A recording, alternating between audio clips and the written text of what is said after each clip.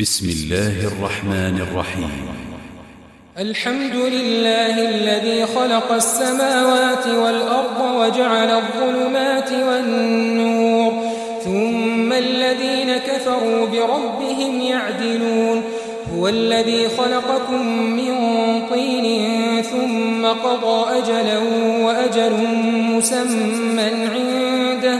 ثم أنتم تمترون. وهو الله في السماوات وفي الأرض يعلم سركم وجهركم ويعلم ما تكسبون. وما تأتيهم من آية من آيات ربهم إلا كانوا عنها معرضين. فقد كذبوا بالحق لما جاءهم فسوف يأتيهم أنباء ما كانوا به يستهزئون. ألم يروا كم أهلكنا من قبلهم من قرن مكناهم في الأرض ما لم نمكن لكم وأرسلنا السماء عليهم مدرارا وجعلنا الأنهار تجري من تحتهم فأهلكناهم بذنوبهم وأنشأنا من بعدهم قرنا آخرين. ولو نزلنا عليك كتابا في قرطاس فلمسوه بأيديهم لقال الذين كفروا إن هذا إلا سحر مبين. وقالوا لولا أنزل عليه ملك ولو أنزلنا ملكا لقضي الأمر ثم لا ينظرون. ولو جعلناه ملكا لجعلناه رجلا وللبسنا عليهم ما يلبسون. ولقد استهزئ برسل من قبلك فحاق بالذين سخروا منهم ما كانوا به يستهزئون. قل سيروا في الأرض ثم انظروا كيف كان عاقبة المكذبين. قل لمن ما في السماوات والأرض قل لله كتب على نفسه الرحمة ليجمعنكم إلى يوم القيامة لا ريب فيه. الذين خسروا أنفسهم فهم لا يؤمنون. وله ما سكن في الليل والنهار وهو السميع العليم. قل أغير الله أتخذ وليا فاطر السماوات والأرض وهو يطعم ولا يطعم. قل إني أمرت أن أكون أول من أسلم ولا تكونن من المشركين. قل إني أخاف إن عصيت ربي عذاب يوم عظيم. من يصرف عنه يومئذ فقد رحمه وذلك الفوز المبين. وإن يمسسك الله بضر فلا كاشف له إلا هو وإن يمسسك بخير فهو على كل شيء قدير. وهو القاهر فوق عباده وهو الحكيم الخبير. قل أي شيء أكبر شهادة قل الله شهيد بيني وبينكم وأوحي إلي هذا القرآن لأنذركم به ومن بلغ أئنكم لتشهدون أن مع الله آلهة أخرى قل لا أشهد قل إنما هو إله واحد وإنني بريء مما تشركون. الذين آتيناهم الكتاب يعرفونه كما يعرفون أبناءهم الذين خسروا أنفسهم فهم لا يؤمنون. ومن أظلم ممن افترى على الله كذبا أو كذب بآياته إنه لا يفلح الظالمون. ويوم نحشرهم جميعا ثم نقول للذين أشركوا أين شركاؤكم الذين كنتم تزعمون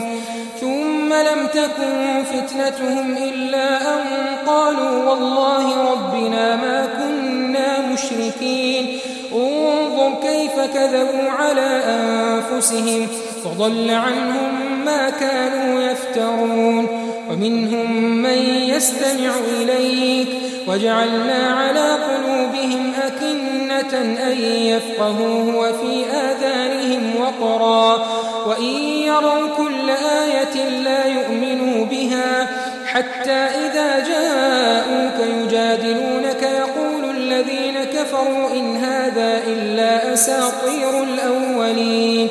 وهم ينهون عنه وينأون عنه وإن يهلكون إلا أنفسهم وما يشعرون ولو ترى إذ وقفوا على النار فقالوا يا ليتنا نرد ولا نكذب بآيات ربنا ونكون من المؤمنين بل بدا لهم ما كانوا يخفون من قبل ولو ردوا لعادوا لما نهوا عنه وإنهم لكاذبون وقالوا إن هي إلا حياتنا الدنيا وما نحن بمبعوثين ولو ترى إذ وقفوا على ربهم قال أليس هذا بالحق قالوا بلى وربنا قال فذوقوا العذاب بما كنتم تكفرون قد خسر الذين كذبوا بلقاء الله حتى إذا جاءتهم الساعة بغتة قالوا يا حسرتنا على ما فرطنا فيها وهم يحملون أوزارهم على ظهورهم ألا ساء ما يزرون وما الحياة الدنيا إلا لعب ولهو وللدار الآخرة خير للذين يتقون أفلا تعقلون قد نعلم إنه ليحزنك الذي يقولون فإنهم لا يكذبونك ولكن الظالمين بآيات الله يجحدون ولقد كذبت رسل من قبلك فصبروا على ما كذبوا وأوذوا حتى أتاهم نصرنا ولا مبدل لكلمات الله ولقد جاءك من نبأ المرسلين وإن كان كبر عليك إعراضهم فإن استطعت أن تبتغي نفقا في الأرض أو سلما في السماء فتأتيهم بآية ولو شاء الله لجمعهم على الهدى فلا تكونن من الجاهلين إنما يستجيب الذين يسمعون والموتى يبعثهم الله ثم إليه يرجعون وقالوا لولا نزل عليه آية من ربه قل إن الله قادر على أن ينزل آية ولكن أكثرهم لا يعلمون وما من دابة في الأرض ولا طائر يطير بجناحيه إلا أمثالكم ما فرطنا في الكتاب من شيء ثم إلى ربهم يحشرون والذين كذبوا بآياتنا صم وبكم في الظلمات من يشاء الله يضلله ومن يشاء يجعله على صراط مستقيم قل أرأيتكم إن أتاكم عذاب الله أو أتتكم الساعة أغير الله تدعون إن كنتم صادقين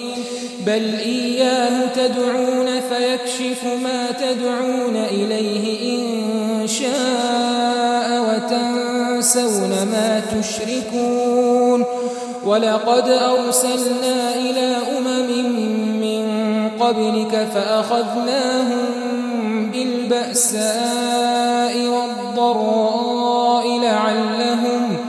فأخذناهم بالبأساء والضراء لعلهم يتضرعون فلولا إذ جاءهم بأسنا تضرعوا ولكن قست قلوبهم وزين لهم الشيطان ما كانوا يعملون فلما نسوا ما ذكروا به فتحنا عليهم أبواب كل شيء حتى إذا فرحوا بما أوتوا أخذناهم بغتة فإذا هم مبلسون فقطع دابر القوم الذين ظلموا والحمد لله رب العالمين قل أرأيتم إن أخذ الله سمعكم وأبصاركم وختم على قلوبكم من إله غير الله يأتيكم به انظر كيف نصرف الآيات ثم هم يصدفون قل أرأيتكم إن أتاكم عذاب الله بغتة أو جهرة هل يهلك إلا القوم الظالمون وما نرسل المرسلين إلا مبشرين ومنذرين فمن آمن وأصلح فلا خوف عليهم ولا هم يحزنون والذين كذبوا بآياتنا يمسهم العذاب بما كانوا يفسقون قل لا أقول لكم عندي خزائن الله ولا أعلم الغيب ولا أقول لكم إني ملك إن أتبع إلا ما يوحى إلي قل هل يستوي الأعمى والبصير أفلا تتفكرون وأنذر به الذين يخافون أن يحشروا إلى ربهم ليس لهم من دونه ولي ولا شفيع لعلهم يتقون ولا تطرد الذين يدعون ربهم بالغداة والعشي يريدون وجهه ما عليك من حسابهم من شيء وما من حسابك عليهم من شيء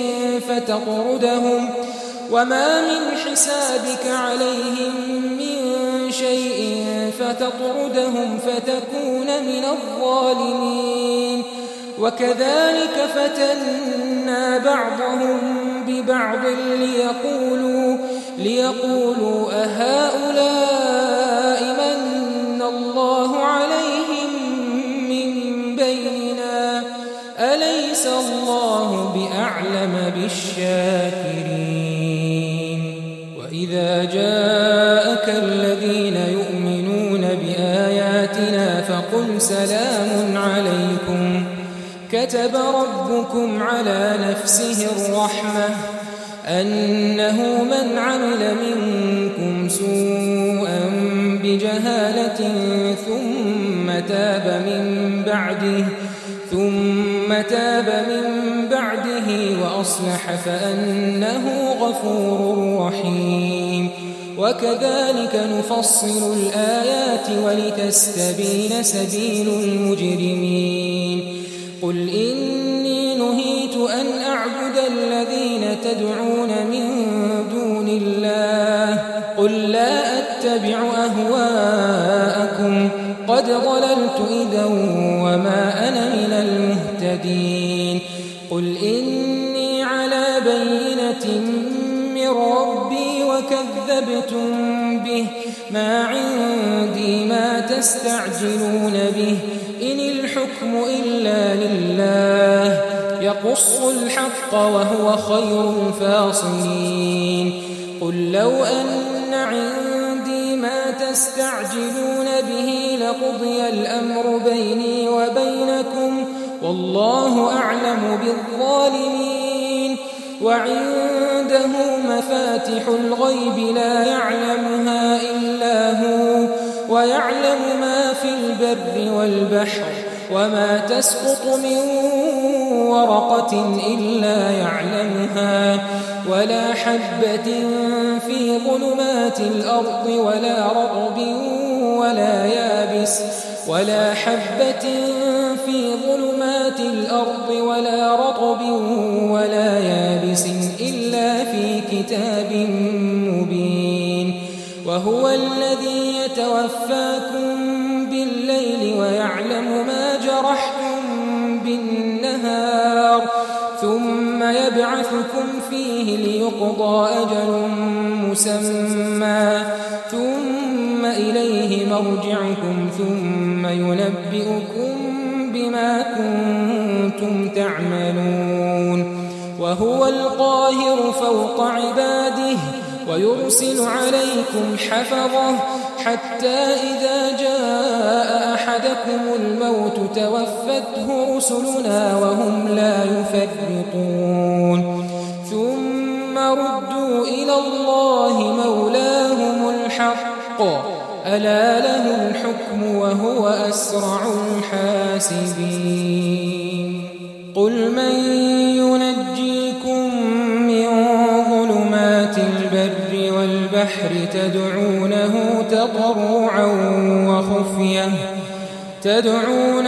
تضرعا وخفية لئن أنجانا من هذه لنكونن من الشاكرين قل الله ينجيكم منها ومن كل كرب ثم أنتم تشركون قل هو القادر على أن يبعث عليكم عذابا من فوقكم أو من تحت أرجلكم أو يلبسكم شيعا ويذيق بعضكم بأس بعض انظر كيف نصرف الآيات لعلهم يفقهون وكذب به قومك وهو الحق قل لست عليكم بوكيل لكل نبأ مستقر وسوف تعلمون وإذا رأيت الذين يخوضون في آياتنا فأعرض عنهم حتى يخوضوا في حديث غيره وإما ينسينك الشيطان فلا تقعد بعد الذكرى مع القوم الظالمين وما على الذين يتقون من حسابهم من شيء ولكن ذكرى لعلهم يتقون وذر الذين اتخذوا دينهم لعبا ولهوا وغرتهم الحياة الدنيا وذكر به أن تبسل نفس بما كسبت ليس لها من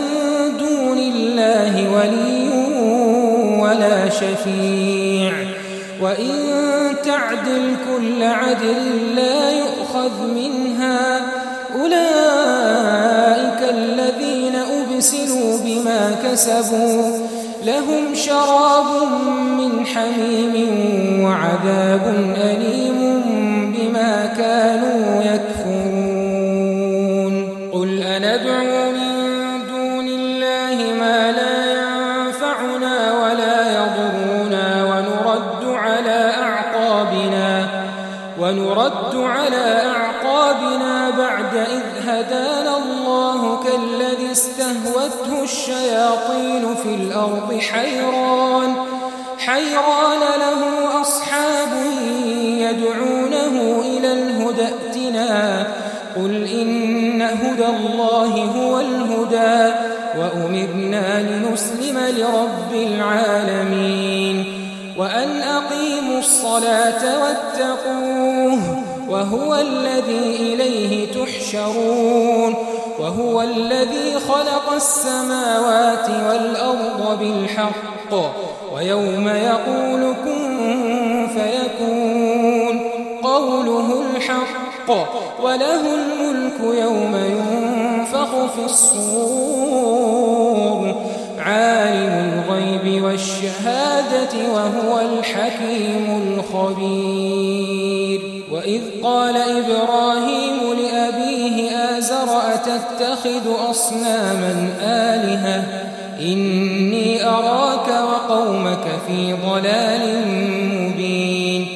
وكذلك نري إبراهيم ملكوت السماوات والأرض وليكون من الموقنين فلما جن عليه الليل رأى كوكبا قال هذا ربي فلما أفل قال لا أحب الآفلين فلما رأى القمر بازغا قال هذا ربي فلما أفل قال لئن لم يهدني ربي لأكونن من القوم الضالين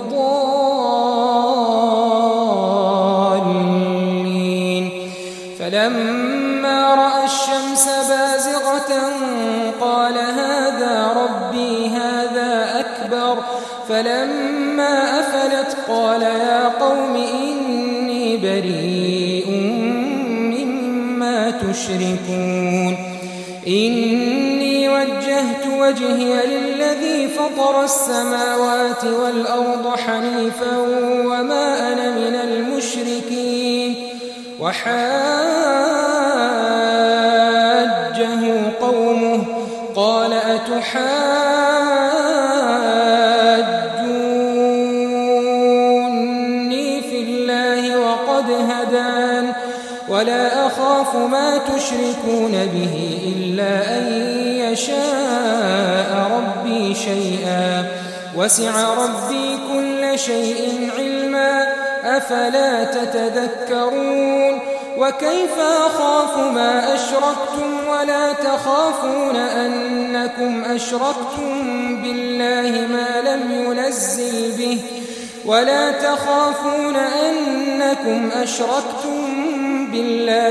لم ينزل به عليكم سلطانا فأي الفريقين أحق بالأمن إن كنتم تعلمون الذين آمنوا ولم يلبسوا إيمانهم بظلم أولئك لهم الأمن وهم مهتدون وتلك حجتنا آتيناها إبراهيم على قومه نرفع درجات من نشاء إن ربك حكيم عليم ووهبنا له إسحاق ويعقوب كلا هدينا ونوحا هدينا من قبل ومن ذريته داود وسليمان وأيوب ويوسف وموسى وهارون وكذلك نجزي المحسنين وزكريا ويحيى وعيسى وإلياس كل من الصالحين وإسماعيل واليسع ويونس ولوطا وكلا فضلنا على العالمين ومن آبائهم وذرياتهم وإخوانهم واجتبيناهم وهديناهم إلى صراط مستقيم ذلك هدى الله يهدي به من يشاء من عباده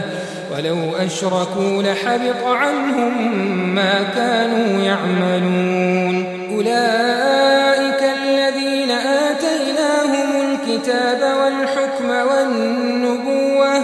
فإن يكفر بها هؤلاء فقد وكلنا بها قوما ليسوا بها بكافرين أولئك الذين هدى الله فبهداه مقتده قل لا أسألكم عليه أجرا إن هو إلا ذكرى للعالمين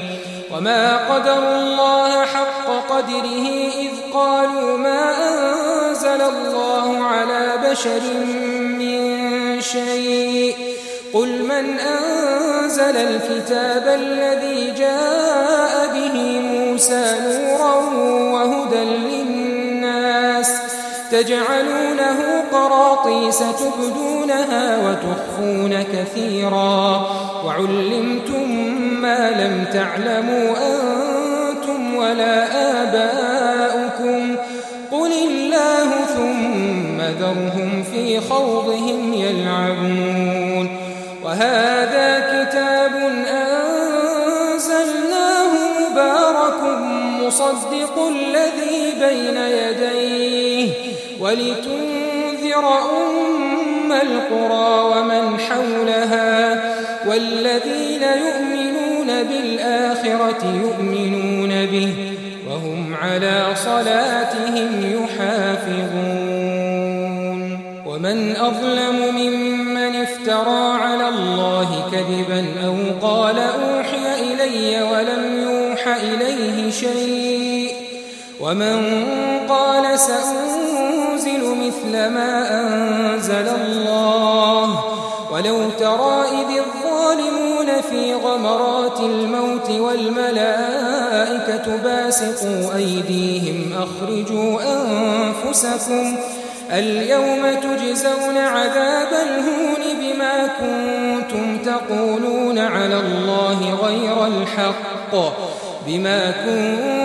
تقولون على الله غير الحق وكنتم عن آياته تستكبرون ولقد جئتمونا فرادا كما خلقناكم أول مرة وتركتم ما خولناكم وراء ظهوركم وما نرى معكم شفعاءكم الذين زعمتم أنهم فيكم شركاء لقد تقطع بينكم وضل عنكم ما كنتم تزعمون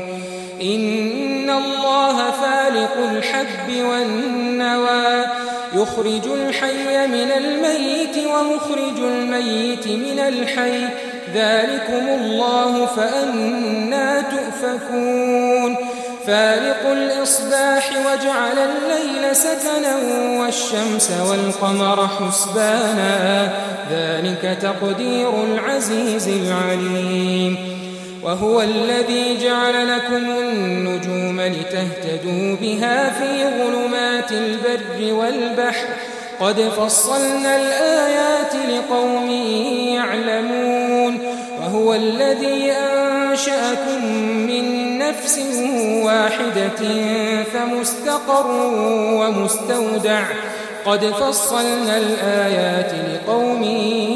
يفقهون وهو الذي أنزل من السماء ماء فأخرجنا به نبات كل شيء فأخرجنا منه خضرا نخرج منه حبا متراكبا ومن النخل من طلعها قنوان دانية وجنات من أعناب والزيتون والرمان مشتبها وغير متشابه انظروا إلى ثمره إذا أثمر وينعه إن في ذلكم لآيات لقوم يؤمنون وجعلوا لله شركاء الجن وخرقوا له بنين وبنات بغير علم سبحانه وتعالى عما يصفون بديع السماوات والأرض أنى يكون له ولد ولم تكن له صاحبة وخلق كل شيء وهو بكل شيء عليم ذلكم الله ربكم لا إله إلا هو خالق كل شيء فاعبدوه وهو على كل شيء وكيل لا تدركه الأبصار وهو يدرك الأبصار وهو اللطيف الخبير قد جاءكم بصائر من ربكم فمن أبصر فلنفسه ومن عمي فعليها وما أنا عليكم بحفيظ وكذلك نصرف الآيات وليقولوا درست ولنبينه لقوم يعلمون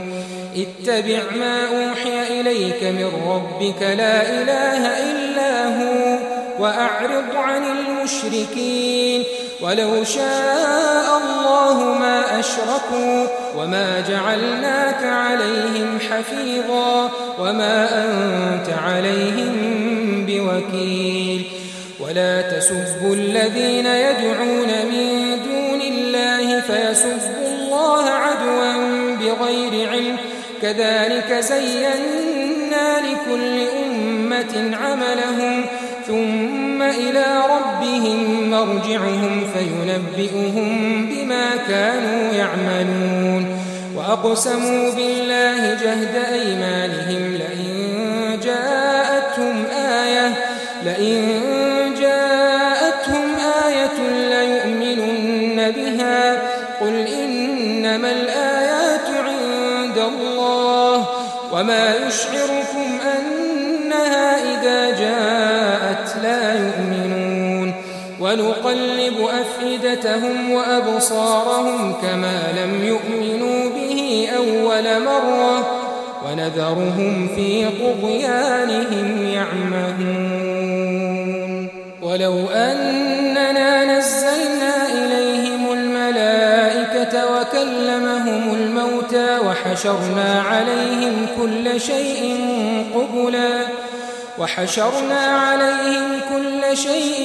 قبلا ما كانوا ليؤمنوا إلا أن يشاء الله ولكن أكثرهم يجهلون وكذلك جعلنا لكل نبي عدوا شياطين الإنس والجن يوحي بعضهم إلى بعض زخرف القول غرورا ولو شاء ربك ما فعلوه فذرهم وما يفترون ولتصغى إليه أفئدة الذين لا يؤمنون بالآخرة وليرضوه وليقترفوا ما هم مقترفون أفغير الله أبتغي حكما وهو الذي أنزل إليكم الكتاب مفصلا والذين آتيناهم الكتاب يعلمون أنه منزل من ربك بالحق فلا تكونن من الممترين وتمت كلمة ربك صدقا وعدلا لا مبدل لكلماته وهو السميع العليم وإن تطع أكثر من في الأرض يضلوك عن سبيل الله إن يتبعون إلا الظن وإن هم إلا يخرصون إن ربك هو أعلم من يضل عن سبيله وهو أعلم بالمهتدين فكلوا مما ذكر اسم الله عليه إن كنتم بآياته مؤمنين وما لكم ألا تأكلوا مما ذكر اسم الله عليه وقد فصل لكم ما حرم عليكم إلا ما اضطررتم إليه وإن كثيرا ليضلون بأهوائهم بغير علم إن ربك هو أعلم بالمعتدين وذروا ظاهر الإثم وباطنه إن الذين يكسبون الإثم سيجزون بما كانوا يقترفون ولا تأكلوا مما لم يذكر اسم الله عليه وإنه لفسق وإن الشياطين ليوحون إلى أوليائهم ليجادلوكم وإن أطعتموهم إنكم لمشركون أومن كان ميتا فأحييناه وجعلنا له نورا يمشي به في الناس كمن مثله في الظلمات ليس بخارج منها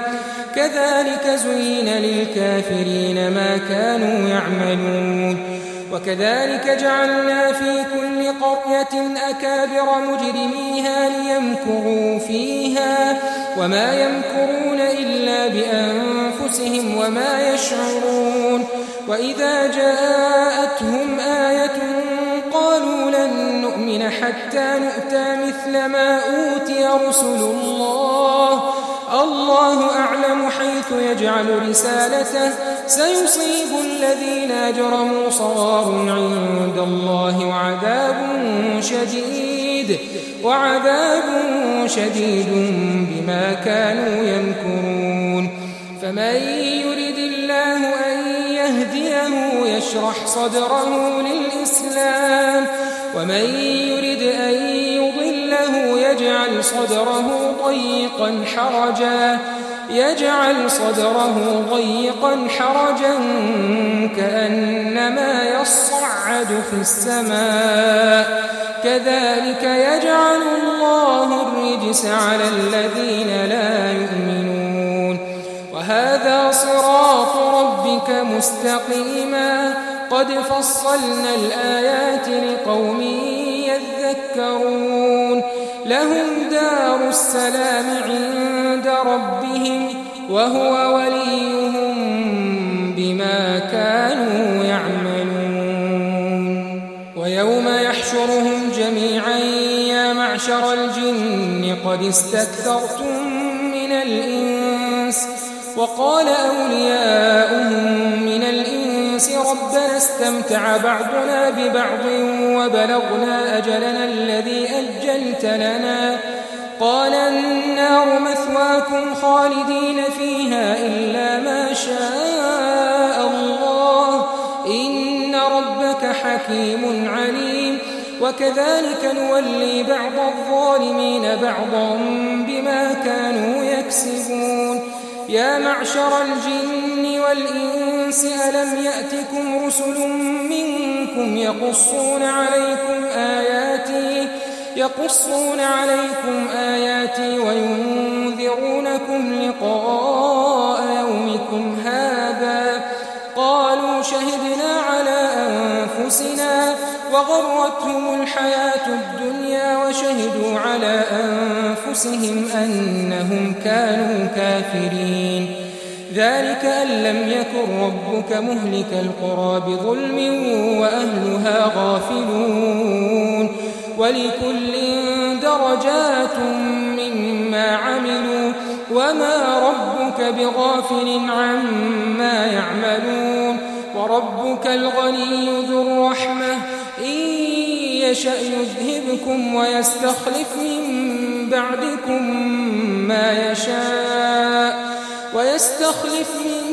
بعدكم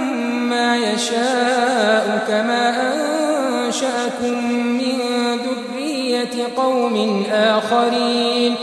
إنما توعدون لآت وما أنتم بمعجزين قل يا قوم اعملوا على مكانتكم إني عامل فسوف تعلمون من تكون له عاقبة الدار إنه لا يفلح الظالمون وجعلوا لله مما ذرأ من الحرث والأنعام نصيبا فقالوا هذا لله بزعمهم وهذا لشركائنا فما كان لشركائهم فلا يصل إلى الله وما كان لله فهو يصل إلى شركائهم ساء ما يحكمون وكذلك زين لكثير من المشركين قتل أولادهم شركاؤهم ليردوهم وليلبسوا عليهم دينهم ولو شاء الله ما فعلوه فذرهم وما يفترون وقالوا هذه أنعام وحرث حجر لا يطعمها إلا من نشاء بزعمهم وأنعام حرمت ظهورها وأنعام لا يذكرون اسم الله عليها افتراء عليه سيجزيهم بما كانوا يفترون وقالوا ما في بطون هذه الأنعام خالصة لذكورنا ومحرم على أزواجنا وإن يكن ميتة فهم فيه شركاء سيجزيهم وصفهم إنه حكيم عليم. قد خسر الذين قتلوا أولادهم سفها بغير علم وحرموا ما رزقهم الله افتراء على الله قد ضلوا وما كانوا مهتدين. وهو الذي أنشأ جنات معروشات وغير معروشات والنخل والزرع مختلفا أكله والزيتون والرمان متشابها وغير متشابه كلوا من ثمره إذا أثمر وآتوا حقه يوم حصاده ولا تسرفوا إنه لا يحب المسرفين. ومن الأنعام حمولة وفرشا كلوا مما رزقكم الله ولا تتبعوا خطوات الشيطان إنه لكم عدو مبين. 8 أزواج من الضأن 2 ومن المعز 2 قل الذكرين حرم أم الأنثيين أما اشتملت عليه أرحام الأنثيين نبئوني بعلم إن كنتم صادقين. ومن الإبل 2 ومن البقر 2 قل الذكرين حرم أم الأنثيين أما اشتملت عليه أرحام الأنثيين أم كنتم شهداء إذ وصاكم الله بهذا فمن أظلم ممن افترى على الله كذبا ليضل الناس بغير علم إن الله لا يهدي القوم الظالمين. قل لا أجد فيما أوحي إلي محرما على طاعم يطعمه إلا أن يكون ميتة أو دما مسفوحا أو لحم خنزير فإنه رجس أو فسقا أهل لغير الله به فمن اضطر غير باغ ولا عاد فإن ربك غفور رحيم. وعلى الذين هادوا حرمنا كل ذي ظفر ومن البقر والغنم حرمنا عليهم شحومهما إلا ما حملت ظهورهما أو الحوايا أو ما اختلط بعظم ذلك جزيناهم ببغيهم وإنا لصادقون. فإن كذبوك فقل ربكم ذو رحمة واسعة ولا يرد بأسه عن القوم المجرمين. سيقول الذين أشركوا لو شاء الله ما أشركنا ولا آباؤنا ولا حرمنا من شيء كذلك كذب الذين من قبلهم حتى ذاقوا بأسنا قل هل عندكم من علم فتخرجوه لنا إن تتبعون إلا الظن وإن أنتم إلا تخرصون. قل فلله الحجة البالغة فلو شاء لهداكم أجمعين. قل هلم شهداءكم الذين يشهدون أن الله حرم هذا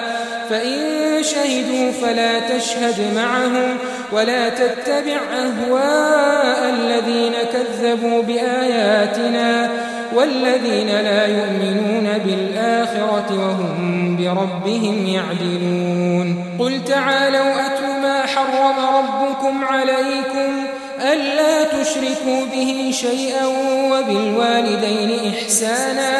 ولا تقتلوا أولادكم من إملاق نحن نرزقكم وإياهم ولا تقربوا الفواحش ما ظهر منها وما بطن ولا تقتلوا النفس التي حرم الله إلا بالحق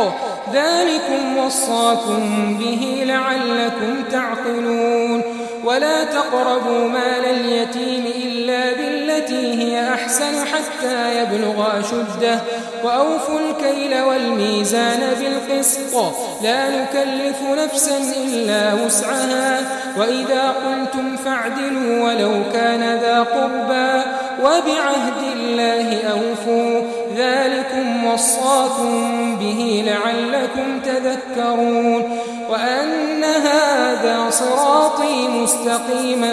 فاتبعوه ولا تتبعوا السبل فتفرق بكم عن سبيله ذلكم وصاكم به لعلكم تتقون ثم آتينا موسى الكتاب تماما على الذي أحسن وتفصيلا لكل شيء وهدى ورحمة لعلهم بلقاء ربهم يؤمنون وهذا كتاب أنزلناه مبارك فاتبعوه واتقوا لعلكم ترحمون أن تقولوا إنما أنزل الكتاب على طائفتين من قبلنا وإن كنا عن دراستهم لغافلين أو تقولوا لو أنا أنزل علينا الكتاب لكنا أهدى منهم فقد جاءكم بينة من ربكم وهدى ورحمة فمن أظلم ممن كذب بآيات الله وصدف عنها سنجزي الذين يصدفون عن آياتنا سوء العذاب بما كانوا يصدفون هل ينظرون إلا أن تأتيهم الملائكة أو يأتي ربك أو يأتي بعض آيات ربك يوم يأتي بعض آيات ربك لا ينفع نفسا إيمانها لم تكن آمنت من